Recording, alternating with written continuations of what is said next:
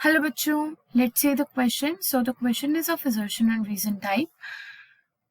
तो assertion हमारे पास है plants have hormones called phytohormones. It is not phytohormones, it's phytohormones. They increase, तो reason हमारे पास है they increase the rate of reaction, accelerate growth and other related changes. तो assertion में हमें दे रखा है कि प्लांट के हार्मोन्स को फाइटोहॉर्मोन्स कहते हैं और रीजन में हमारे पास गिवन है कि फाइटोहॉर्मोन्स रेट ऑफ रिएक्शन बढ़ाते हैं, ग्रोथ को एक्सेलरेट करते हैं and other growth related changes के साथ उनमें of the question. So the key concept of the question will be plant growth regulators. क्या होगा? Plant growth regulators. Plant growth regulators को एक और नाम से जानते हैं हम लोग. It is known as phytohormones. क्या बोलते हैं? फाइटोहॉर्मोन्स. तो फाइटोहॉर्मोन्स बेसिकली दो टाइप के होते हैं. एक तो होते हैं ग्रोथ रिलेटेड एंड एक होते हैं ग्रोथ इनहिबिटिंग. कौन से होंगे? Growth inhibiting. ग्रोथ रिलेटेड में सबसे पहले जो हमारे पास मोस्ट इंपॉर्टेंट हार्मोन आता है वो होता है ऑक्सिन. कौन सा होगा? ऑक्सिन. सेकेंड आता है हमारे पास cytokinin. Cytokinin, auxin plus cytokinin हमारे पास टिश्यू कल्चर में यूज होते हैं जिसमें ऑक्सिन रूट डेवलपमेंट में हेल्पफुल होता है and cytokinin is helpful in the shoot development. Third होता है जिब्रेलिन. कौन सा? जिब्रेलिन्स. ग्रोथ इनहिबिटिंग हार्मोन्स में सबसे इंपॉर्टेंट आता है ABA which is the abscisic acid.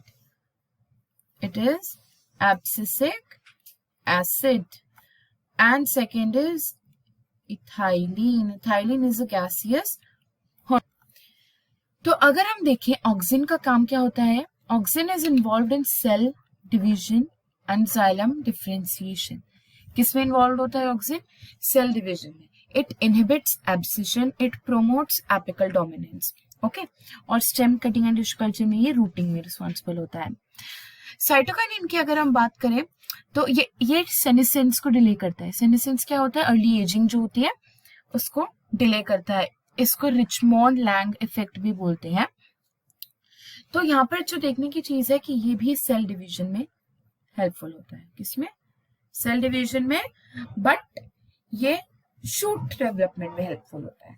जैसे ये रूट डेवलपमेंट करवाता है वैसे ये शूट डेवलपमेंट करवाता है. ओके. जिब्रेलिन की अगर हम बात करें तो जिब्रेलिन स्टेम एलोंगेशन में रिस्पॉन्सिबल होता है. स्टेम एलोंगेशन और रोजेट प्लांट्स में जिसको हम बोल्टिंग कहते हैं, इस प्रोसेस को बोलते हैं बोल्टिंग प्रोसेस. क्या नाम होता है इसका? Bolting process.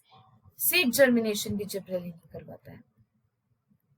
Seed germination. अगर हम एब्सिसिक एसिड के बारे में देखें जिसको हम ABA कहते हैं तो एब्सिसिक एसिड एक ग्रोथ इनहिबिटिंग हार्मोन है. वो ग्रोथ को इनहिबिट करता है. बड एंड सीड डोर्मेंसी इंड्यूस करवाता है. ये inhibits protein and RNA synthesis. ये इनहिबिट करता है seed germination. It inhibits seed germination. इसलिए इस रिस्पेक्ट में जिब्रेलिन के एंटागोनिस्टिक हो जाता है. Inhibits seed germination, promotes abscission. क्या प्रोमोट करवाता है ये? एब्सिशन प्रोमोट करवाता है. Ethylene is ripening agent. Fruits ripening में हेल्पफुल होता है. किसमें? फ्रूट्स राइपनिंग में. तो अगर हम देखें फर्स्ट स्टेटमेंट जो कि असर्शन है हमारे पास, असर्शन में क्या बोल रखा है? Plants have hormones called phytohormones. तो ये स्टेटमेंट बिल्कुल करेक्ट है. क्या बोलते हैं हम प्लांट के हार्मोन्स को? फाइटोहॉर्मोन्स. रीजन गिवन है, they increase the rate of reaction. सही है. Accelerate growth. Yes, we have the growth related hormones and other related changes. Inhibit भी करते हैं क्योंकि जो ABA होता है ना ये सिर्फ इनहिबिट नहीं करता. मतलब ये अगर इनहिबिट करता है तो वो किसी अच्छे के लिए है. इसीलिए ABA को स्ट्रेस हार्मोन भी कहते हैं. Anti transparent hormone. Stressful condition में वो वाटर लॉस होने से बचाता है. तो यहाँ पर ग्रोथ रिलेटेड चेंजेस को रेगुलेट कर रहे हैं, तो ये स्टेटमेंट भी करेक्ट हो जाएगी. But reason is not the correct explanation of evolution, क्योंकि इन दोनों का कोई आपस में रिलेशन नहीं है. So correct answer will be option number B, which is both A and R are true, but R is not correct explanation of A. I hope you all understood it well. Best of luck.